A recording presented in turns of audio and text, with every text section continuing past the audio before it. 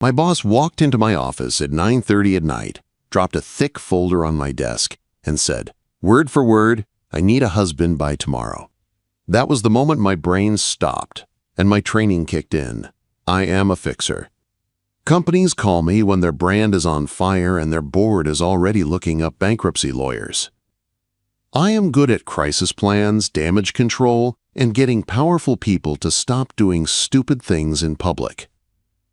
I am not good at surprise proposals from the woman who signs my invoices. I looked from the folder to her face. Elena Sterling, owner of Sterling Harbor Hotels, stood in my doorway in a black coat that still held a few drops of rain. Her dark hair was pulled back, but a few pieces had escaped and curled around her jaw. Her lipstick was gone. Her eyes were sharp and a little wild. I had seen her angry. I had seen her bored. I had seen her slice a man in half in a boardroom with 3 calm sentences. I had never seen her scared. I pushed my chair back and stood up. "Talk to me," I said, slowly. She stepped inside and shut the door. The sound was soft, but it felt final. No assistants, no legal team. Just her and me, and the kind of silence that means everything you say next matters. "The board vote moved," she said. "Tomorrow, at midnight. If I am not married by then, the grandfather clause in my father's will expires. Julian gets control of the hotels. I get whatever he decides to leave me. Her cousin. The charming snake in the perfect suits. I had already flagged him as a problem in my first week on the job. I opened the folder. Legal language stared back at me. Grandfather clause. Marital status. Control of operating assets. The words might as well have been brass knuckles. "Who else knows about this?" I asked. "My attorney," she said. "Julian. The board chair. That is it. Not the staff. Not the press. Not the public. If this leaked, the stock would dive before sunrise." "You hired me to fix your union press mess," I said. "This is not PR. This is probate law." "I know," she said. "That is why I am here. I do not need a statement. I need a proxy. A husband on paper. A signature that locks Julian out." She said it like it was a business transaction, but her hand on the back of the chair was white-knuckled. "You are asking me to help you find someone," I said slowly. Her eyes met mine. "No, I am asking you." The air in the room got heavy. For a second I could hear the rain against the high windows and the faint hum of the building's night cycle. Somewhere down the hall a printer clicked. Someone laughed near the elevators. In here, it all sounded far away. "You understand what Julian will do with this?" I said. "He will claim fraud. He will say you married a stranger to block him out of the will. He will drag both of us through every court he can find. He already wants to drag me," she said, jaw tight. "This just gives me a chance to hit back. You could walk out of this office," I said. "I will still connect you with the best estate lawyer I know. No charge, no strings." Her chin lifted. "I did not come here for a referral, Caden." The way she said my name hit lower than it should have. I leaned back against the desk and crossed my arms. "You are my client," I said. "There is a power issue here. If I say yes, it is not, because you sign my checks. You keep full agency. You can fire me tomorrow. You can decide you hate this and walk. I still help you clean it up." Her eyes searched my face like she was looking for the hidden clause. "Full agency," she repeated. "Always," I said. She let out a breath I did not know she was holding. Then she said it again, a little softer. "I need a husband by tomorrow." "Then you need a plan by tonight," I said. My voice dropped without me meaning to. "Come over," she blinked, "to your place." "Your office is a fishbowl," I said. "Julian has friends on 3 floors and cameras in the lobby. If we are going to do something reckless, we do it somewhere he cannot read our faces." She hesitated for one long second. I saw all the reasons she should say no pass behind her eyes. Reputation, risk, pride. Then she nodded once. Clean, decisive.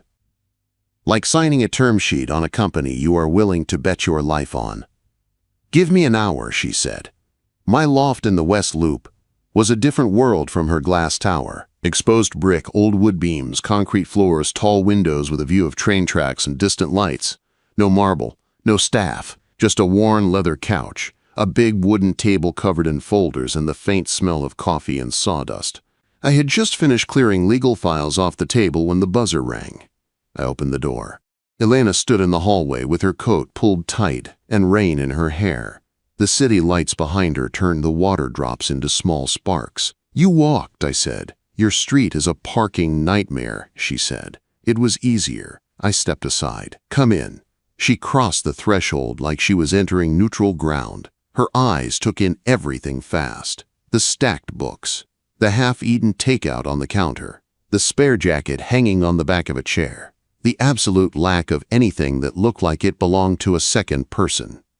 "You live like you always expect to leave," she said. "That is my job," I answered. "Fix and go." Her gaze flicked to the corner where my suitcase sat half open from my last trip, then to the laptop on the table, where a small notification still glowed on the screen. "Avery Klein, New York." Subject line, "Partner track. Quick call." I closed the laptop with 2 fingers. "Work," I said. "Not tonight." She watched me for a moment, but she let it go. She shrugged off her coat. Underneath, she wore a simple, dark dress I had never seen her wear to the office. Nothing flashy, just clean lines and bare shoulders and a small silver chain at her throat. She looked less like a billionaire and more like a woman who had run out of safe options. I pulled out a chair for her. She sat. I stayed standing for a second, getting my head straight. "Okay," I said. "If we do this, we do it boring. No surprises after the fact. We talk through everything now." "Boring sounds nice," she said. "For once." I sat across from her. The folder from her office lay between us like a live wire. "First question," I said. "Are you asking me to marry you because you trust me or because you ran out of names?" Her eyes did not flinch. "Both," she said. "I trust you. And I ran out of names." It was a terrible answer. It was also honest. "Good," I said. "Then we start there. You are not trapped. You are choosing. If we sign anything, it is with both eyes open." She lifted her hand like she wanted to reach across the table, then stopped halfway and curled her fingers into a fist instead. "What do you need from me?" she asked. "For tonight," I said. "The truth. All of it.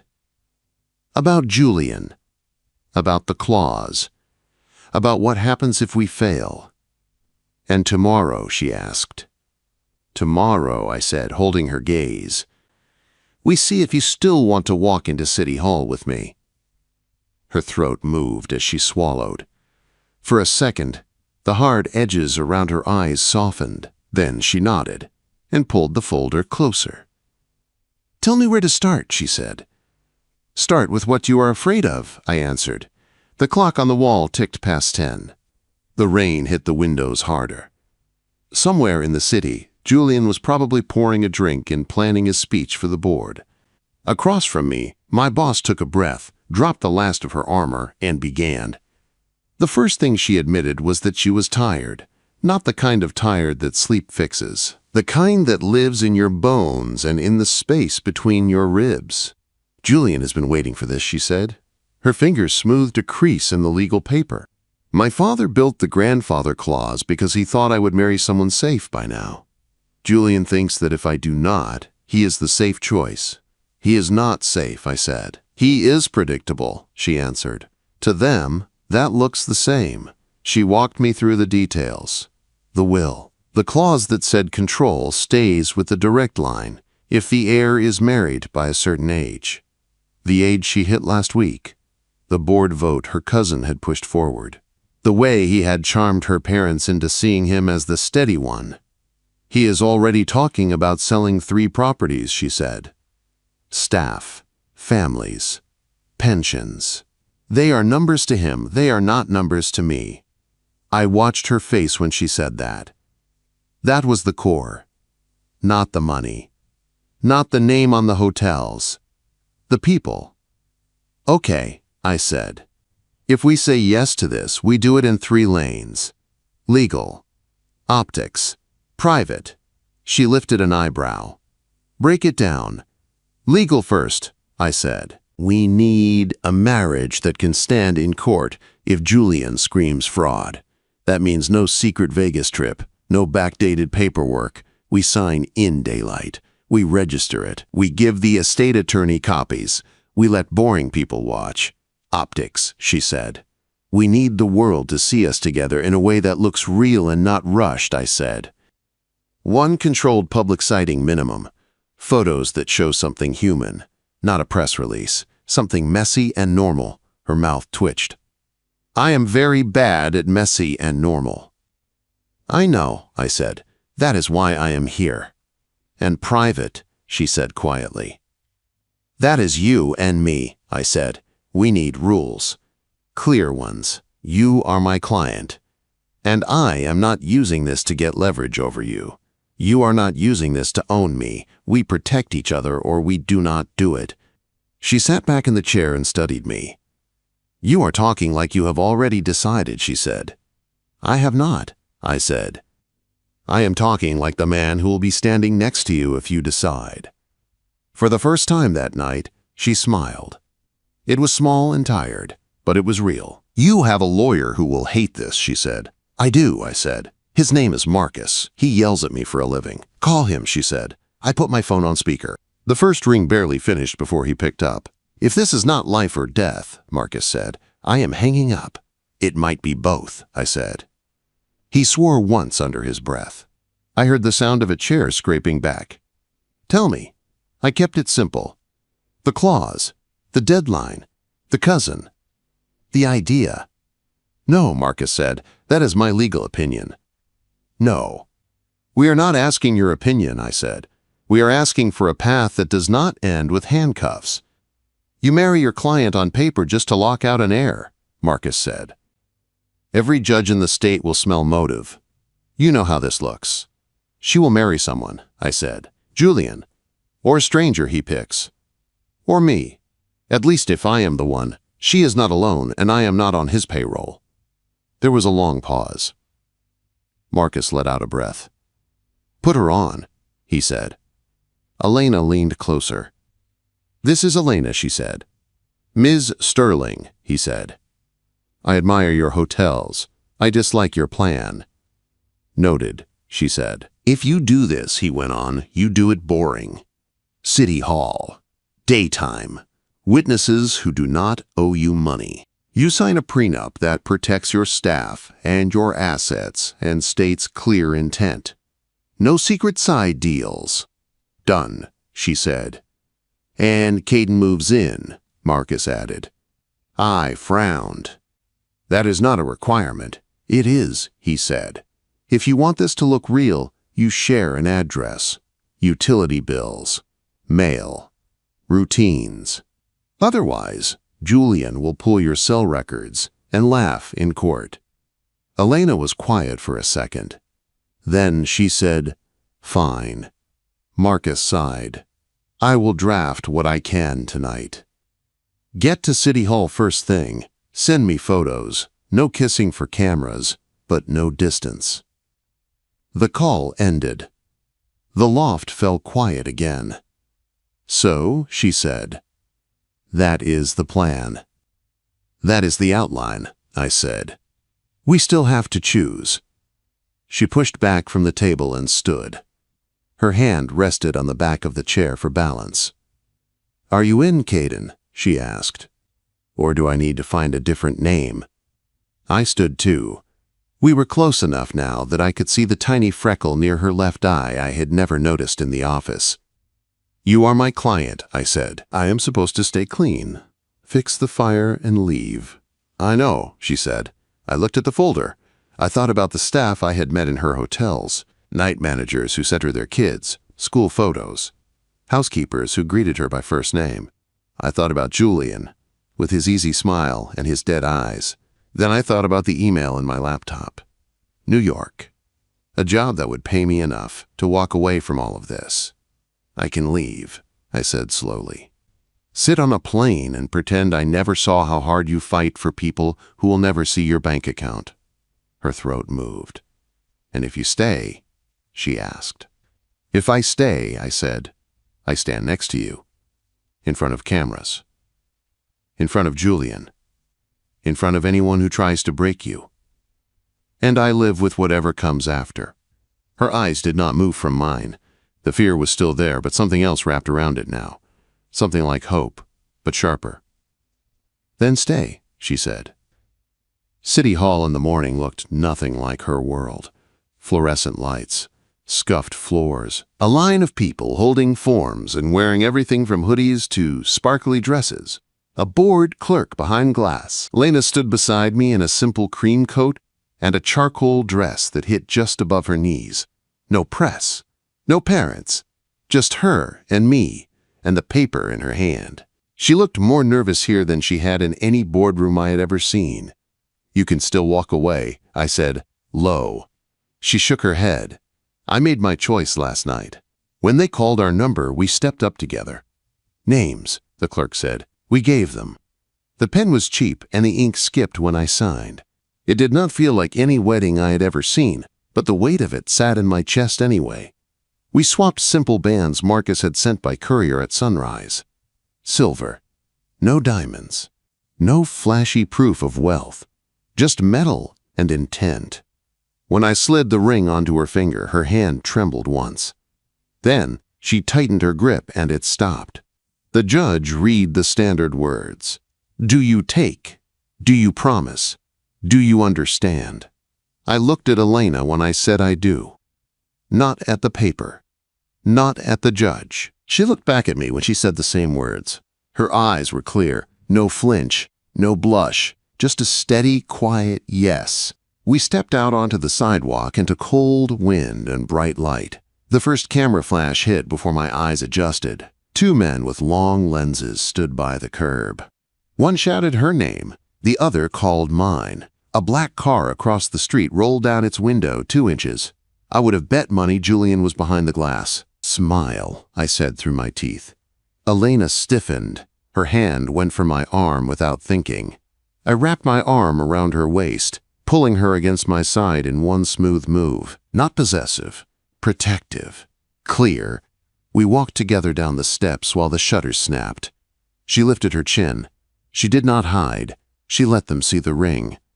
In the reflection of a parked car window, we looked like exactly what we were pretending to be. A couple who had just done something big and a little crazy. In my chest, something shifted. Pretending felt less simple than it had last night. The car door opened. Our driver, one of Elena's regulars, waited with a blank face, like this was any other day. Inside, with the doors shut and the city noise muffled, Elena slumped for half a second. Then she straightened. It is done, she said. The easy part is done, I said. Now we move in. Her head turned fast. To my place, or to mine. To yours, I said. Julian is watching you, not me. The staff sees everything. If your guest room stays empty, they will know. She closed her eyes for a moment. When she opened them, they were steady again. We go tonight, she said. Tonight? I agreed. I reached over and took her hand on the seat between us, not because the cameras were still out there, because I could feel the tremor starting again. Her fingers tightened around mine. She did not let go. Nora knew something was different before I carried a single bag into the penthouse. House managers always know. She met us at the private elevator in her navy dress and soft-soled shoes, hands folded, expression neutral in that way that sees everything. Miss Sterling, Mr. Vance, she said. Welcome home. Elena stepped out first. Her fingers brushed my sleeve, the smallest contact, asking if I was still with her. I stayed close enough that Nora could see the ring on my hand and on Elena's. Nora's gaze dropped to our hands, then back to our faces. One thin line of surprise showed at the corner of her mouth before it vanished. Will Mr. Vance be requiring a guest room prepared? She asked. Elena hesitated. This was the test. Staff talk. Driver's talk. If the guest room was made up fresh, it would go straight down the quiet phone line that reached the board. No, Elena said. His things go in my room. Something in Nora's posture relaxed. Of course, she said. I will have your closet adjusted." She walked ahead of us, already issuing silent instructions through the house with small gestures and short texts. Lights shifted. The temperature softened. A bed somewhere upstairs was being edited around a second person. In the master bedroom, the city lay outside the glass wall, cold and distant. Inside, there was a king bed with white sheets, a soft gray headboard, and one perfect line of pillows. Not for long. 2 of my shirts from the garment bag went into her closet beside her black suits and cream blouses. My shaving kit landed in the second sink. My watch sat on the dresser next to a jewelry tray, holding 3 rings, none of them from me. The place still smelled like her sandalwood and high-end laundry soap. The only sign I belonged there was the way her eyes tracked me as I moved. "This feels staged," she said quietly. "It is staged," I said. "That is the point. That is not what I mean." I turned. She was standing at the foot of the bed, arms folded, bare feet sinking into the rug. For the first time since I had met her, she looked small in a room that was hers. "I have never shared this space," she said. "Not with anyone, not overnight, not even when I was engaged." "You did not live together?" I asked. "We had a date for the wedding and a designer for the house," she said.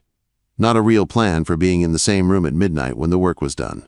I walked to my side of the bed and dropped my duffel on the bench.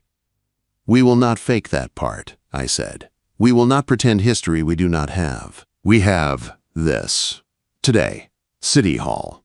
The car. This room." She watched me unpack in silence. T-shirts, jeans, a worn sweatshirt, things that did not match the polished lines of her life. When I finished, I pulled one pillow and set it sideways between our usual spots. A simple cotton border. "What is that?" she asked. "The line," I said. "Until you decide it is not needed." Her mouth twitched. "You make everything sound like an exit clause." "I make everything sound like consent," I said. She sat on the edge of the bed and stared at the pillow. Then she toed off her heels and climbed under the duvet on her side, still in her dress. She lay on her back, eyes on the ceiling.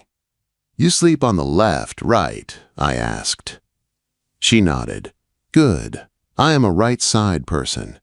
"You have charts for that too," she murmured. "Maybe," I said. That pulled a small laugh out of her. It was quiet, but it was real. Nora tapped gently on the door frame. "Dinner is ready whenever you wish," she said. Elena sat up. "Thank you, Nora." Nora's eyes flicked from our faces to the bed. 2 phone chargers now hung from the nightstands. My watch was still on the dresser. The extra pillow sat like a flag. Her gaze softened for half a second. "Congratulations," she said. It sounded sincere. "Thank you," Elena replied. When Nora left, Elena exhaled. She looked at me. "Stage 1, she said. "Stage 1, I agreed. We ate in the dining room at the smaller table by the windows instead of the long, formal one. No staff, no guests, just salmon, roasted vegetables, and a bottle of white wine. Halfway through her plate, Elena set down her fork. "We need a public sighting," she said, "before Julian does it for us." "Dinner out," I said. "Somewhere that feels normal." "I do not really do normal dinners," she said.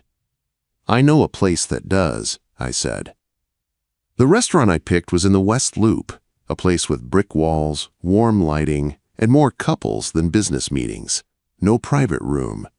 No PR manager to stage anything. Our driver pulled up to the curb. Cameras were already there. Julian's leak machine was faster than I liked. As soon as Elena stepped out in her simple black dress and wool coat, the flashes started. Questions flew. Some polite, some not. "Is this rushed, Miss Sterling? Who is he? When did you start dating?" Her hand found my arm on instinct. I tucked her closer to my side and walked us inside, without shoving, without snapping. Control sells better than anger. At the table by the window, a small glass vase held 3 red roses. "You planned this," she said, sitting down. "No," I said. "The restaurant did. But I am not mad about it." She rolled her eyes, but a real smile tucked into the corner of her mouth. Our waiter pretended not to recognize her, which meant he had definitely recognized her. I ordered for us when she hesitated. 1 steak, 1 pasta, one shared plate of fries. Simple things. Human things. 10 minutes into dinner, Elena's shoulders dropped half an inch. The tension around her mouth eased. She talked about the first hotel her parents bought when she was a teenager. I told her about the first crisis job I ever took in a strip mall when I was 23. Outside, I saw the glow of camera screens on the glass. I lifted my hand across the table and let it rest, palm up. "We need one good shot," I said. "One that looks soft instead of defensive." She looked at my hand like it was a live wire. Then she put her hand in mine, fingers threading with intent, not accident. Her thumb brushed my knuckles once. A small, grounding move. I felt it everywhere. "Hold it," I said quietly. "I am holding," she answered. A flash went off outside. Then another. In the reflection, it could have been a real date. Two people holding hands over roses, not because of a clause, but because they wanted to. Later that night, back in the penthouse, Elena stood at the bedroom window, city lights reflecting off the glass. "Julian will be furious," she said. "Good," I said, pulling off my tie. "Let him waste energy on that." She turned. The lamp by her side of the bed cast a warm circle around her. It made the sharp lines of her face softer. "You are calm," she said. "I am not calm," I said. "I am focused." Tomorrow he starts pushing back. Freezes, motions, letters. We cannot control when he hits. We can control how solid we are when he does. "We," she repeated. "Yes," I said. She looked at the bed and at the pillow line. Then she crossed the room, turned off the lamp, and got in on her side. In the dark, we lay on our backs, a foot and a pillow apart. After a while, she said, very quietly, "Caden, yeah? If this blows up, you lose more than a contract." "I know." "And you stayed anyway," she said. I let out a breath. I did. The mattress shifted. Her hand moved across the pillow. Her fingers brushed my forearm, light as a question. I did not move toward her. I just turned my hand palm up and let it rest there. She slid her fingers into mine and held on. This time, she did not let go when she fell asleep. Julian did not come with yelling. He came with paper. By 9 the next morning, his lawyers had filed a motion to freeze 3 operating accounts and demand a review of the inheritance transfer. They used the word fraud twice in the first paragraph. Marcus showed up at the penthouse with dark circles under his eyes and a folder under his arm. "Conference room in 30, he said. "They want to question you both. Privately first, then together." He glanced at Elena. "He will try to rattle you. Do not let him." She nodded once, already in a black dress and low heels, hair pulled back hard. Only the tightness around her mouth gave her away. The Sterling boardroom felt colder than usual. 3 lawyers on Julian's side. 1 estate attorney for the family. A stenographer. Julian himself in a navy suit that probably had his name stitched inside. They called me in first. The questions started simple. "Where did you live before the marriage, Mr. Vance?" "West Loop Loft," I said. "North Canal. Lease under my name." I recited the address. "Rent. Square footage. When did you first meet Ms. Sterling?" "Last year. She hired me to manage the fallout from a labor dispute at the Lakeshore property." "When did the relationship become romantic?" I held the lawyer's gaze. "We signed the license yesterday." The feelings did not care about the ink. She blinked at that, but kept going. "What side of the bed do you sleep on?" "Right," I said. "She sleeps on the left." "What tea does she drink at night?" "Peppermint after 9. Coffee in the morning. Black, no sugar." They took notes. The stenographer's keys clicked steady. Then the lead attorney slid a printout across the table. It was a photo of me in a hotel lobby bar 2 weeks ago. A woman in a blazer sat across from me, portfolio open. The kind of headhunter who never drinks the cocktail in front of her. Beneath it, they had printed an email header. 2. Caden Vance. Subject: New York offer packet. You were planning to leave Chicago, the attorney said. Partner track in New York. Convenient that you suddenly married into an estate right before this vote. I felt my shoulders go tight. This was what Julian wanted. A narrative. I was considering a move, I said. Before this. And now, she asked. Now I am here, I said. For how long, Mr. Vance? As long as she wants me. They did not like that answer. It did not fit clean in a box. They brought Elena in next. I watched through the glass as she sat, back straight, hands laced on the table. Julian looked at her like a cat looks at a bird it used to own. When did you first meet Mr. Vance? They asked. She gave them the same answer I had. Same dates, same sequence. What side of the bed does he sleep on? Right, she said. I sleep on the left. She did not even think about it. What is his tell when he lies? One of the lawyers asked. He goes very still, she said. He stops moving his hands. They slid her the same hotel photo. You knew about this, Miss Sterling, the attorney asked. She stared at the image. Her jaw tightened. No, she said. Her voice did not shake. But it does not surprise me. He is a fixer. Fixers move on. Julian smiled at that, small and satisfied. They brought us together for the last round. I sat beside her, not touching, not leaning away, just present. Miss Sterling, the estate attorney said, Mr. Vance had plans to leave this city. Does that change your view of this marriage? She did not look at me when she answered. It changes how much of it is mine to carry, she said. My hand curled under the table. I wanted to reach for her. I did not. The questioning ended. No dramatic gavel. No verdict.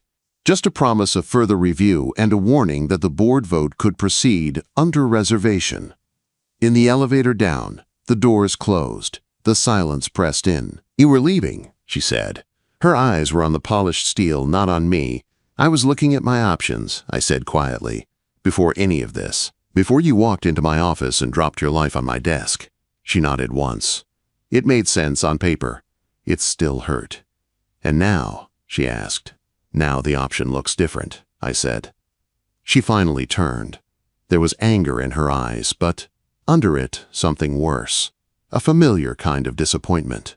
The kind you have when you realize you may have trusted one more person than you should. Get me through the vote, she said. Then we will talk about New York. She walked out of the elevator without waiting for a reply. The gala was that night. Someone on the board had decided a charity ball should go on even with a fraud allegation hanging in the air. Investors needed calming. The press needed a show. The ballroom was all gold light and polished crystal.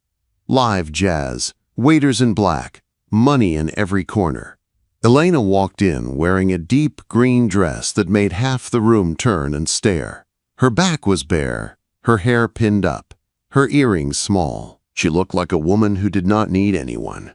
Her fingers still found mine as we stepped onto the floor. For an hour, we played our parts. Smiles, handshakes, posed photos. Elena talked about community outreach. I talked about operational stability. I could feel Julian circling without seeing him. He took the stage near the end of the night. Of course he did. Microphone in hand, smile in place. Ladies and gentlemen, he said, as you know, the Sterling name has always stood for integrity. I felt Elena's hand tighten around my arm, which is why, he went on, we must address certain rumors. About rushed marriages. Conflicted advisors. He paused, just long enough for every phone to lift. He held up a folder. In my hand, he said, is a draft agreement between my cousin and her crisis manager. An agreement that lays out fees contingent on securing control of the estate through marriage. Gasps. Low murmurs. A few delighted laughs in the back. He looked at Elena with faux sadness. Tell them it is not true, Lena. She stood very still. For a heartbeat. For two. Then she let go of my arm and walked up the steps. Julian's smile widened. He held the folder a little higher, ready to watch her fall in front of her own guests. Elena reached him. She did not take the microphone. She took the folder. She opened it, skimmed the first page. We both knew what it was. Marcus's original draft of the postnup, the one we had never signed. She closed it again. "You forgot a word," she said into the microphone. Her voice carried clear and calm. The room went silent. "You called this a contract," she went on. "It is not. It is a draft. An idea. One we did not sign." She lifted her left hand. The ring caught the chandelier light. "We did not sign it," she repeated, "because he refused to tie his fees to my inheritance." Every head in the room turned to me. I felt the weight, but I did not move. "He has many frustrating things," Elena said. "Reckless, blunt, annoyingly honest." A few nervous laughs broke around the room. "But he is not for sale," she added. Julian stepped closer, too close. The microphone caught his whisper. "You are making a mistake." Elena turned her head so the whole room could hear. "The only mistake I made," she said, "was giving you this much power over my life." She held up the folder, then tore it clean in half. Paper ripped. The sound was sharp in the quiet. "If you want the hotels," she said to the board, "you can vote. If you want the clause voided, you can fight that in court. But leave him out of it. He did not ask for this. I did." Then she did something that made Julian's face go pale. She looked down at me. "Caden," she said, "come here." My legs moved before my brain did. I walked up the steps and stopped beside her. She looked at the crowd. "You want to know why I married him?" she asked. "It is not because he is convenient. It is because when my world started to tilt, he was the only one who did not push. He just planted his feet and let me lean." My throat tightened. The room blurred at the edges. Julian snorted into the mic. "That is a nice speech for a man who had a one-way ticket to New York in his inbox," he said. The air left my lungs. Elena's head snapped toward me. Her eyes searched my face. Not the room. "Not Julian. Me." "Is that true?" she asked. I could have lied. I could have spun it. I did neither. "Yes," I said. The mic picked it up. Every phone in the room heard it. "The ticket is still there," I added. "I have not used it." "You were going to," Julian crowed. "Maybe," I said. "Before this. Before her." The ballroom waited for her reaction. Elena looked at me for a long moment. Then she turned back to the mic. "Here is the difference between you and me, Julian," she said. "You think a plan is a prison. I think it is a door." She nodded toward me. "He had a door out," she said. "He chose not to use it." I swallowed hard. I pulled my phone from my pocket, unlocked it, opened the email with the flight confirmation, the offer packet, all of it. I held the screen up so she could see. Her eyes flicked down. "Read." Understood. Then, with my thumb, I hit delete. The confirmation popped up. "Are you sure?" "Yes," I said. Out loud. To the phone. To her. To myself. I confirmed. Gone. Elena watched my face, not the screen. "Good," she said softly. Then she leaned in and pressed her forehead against mine for just a second. Not a staged kiss. Not yet. Just contact. Human and steady. She turned back to the board. "You can question my judgment," she said. "You can question my marriage. You can even question my math." She almost smiled at that. "But you do not get to question his integrity to hurt me." She stepped back from the mic and wrapped her hand around mine. We left the stage together. The board voted the next morning. Julian's motion to freeze the accounts failed, 5-3. He kept his shares for now, but he lost his committee seats. Controls shifted. Oversight tightened. His power to unilaterally liquidate properties vanished. Elena stayed in her chair. After the meeting, the others filtered out. Paper shuffled. Doors closed. The room thinned to just us and Marcus. "You bought yourself time," Marcus said. "It is not over, but he cannot gut the place while you sleep." Elena nodded. Marcus looked at me. "You realize you just lit your career napkin on fire," he said. I shrugged. I was tired of paper planes. He shook his head, but there was a hint of a smile. "Do not make me defend you in front of a judge and your wife at the same time," he said. "I do not get paid enough for that emotional labor." He left us in the empty boardroom. For a minute, we did not speak. Then Elena walked to the window and leaned her hand against the glass. The city moved below. Cabs, people, jobs that did not depend on this vote. I came up beside her. "You still mad?" I asked. "Yes," she said honestly. "You scared me. I know. You made plans to run without telling me," she said. "That is not what a unit does." I winced. "I am sorry," I said. No spin, no defense, just that. "I am sorry." She let that sit in the air. Then she turned. "You deleted it," she said. "I did." "On stage," she added. "In front of everyone." "I figured witnesses were good," I said. Her mouth finally curved. "You really do think in terms of evidence." "It is how I know what is real," I said. She took a step closer. "Then look at this," she said. She set her hand against my chest, over my heart. Firm, warm. "I am not asking you to save me, Caden," she said. "I am asking you to stay." My hand found her waist. Familiar now, respectful, solid. "For how long?" I asked. She lifted her chin. "For real," she said. I kissed her. Not a careful press for cameras. Not a quick brush in a hallway. A slow, sure kiss that tasted like relief and peppermint and the end of a long war. Her fingers curled into my shirt. She kissed me back like a woman who had chosen this with her eyes open. Weeks later, the headlines had moved on. The board meetings got boring again. Boring was good. Boring meant nobody was trying to burn the place down. We moved my work out of the consultancy and into a small office off the main hotel. Sign on the glass, Sterling Vance Risk. Elena claimed the desk by the window. I claimed the one facing the door. One night, long after the staff had gone home, she came in wearing jeans and a soft gray sweater instead of armor. Her hair was down. Her feet were bare. She set a travel mug on my desk. Peppermint, I guessed. She shook her head. "Coffee.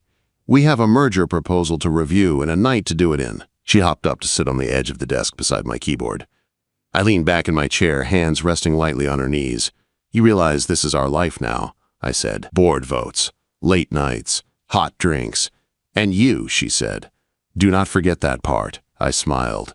"And me," I agreed. She lowered her forehead to mine for a second. A quiet touch in a quiet office. "I need my husband to warn me when I am about to become the woman who never sleeps again," she said. "I need my wife to warn me when I start looking for exits," I replied. "Deal," she said. Outside, the city was still cold and sharp. Inside, it was warm. Not because we had beaten every threat, because when the next one comes, we are not standing alone.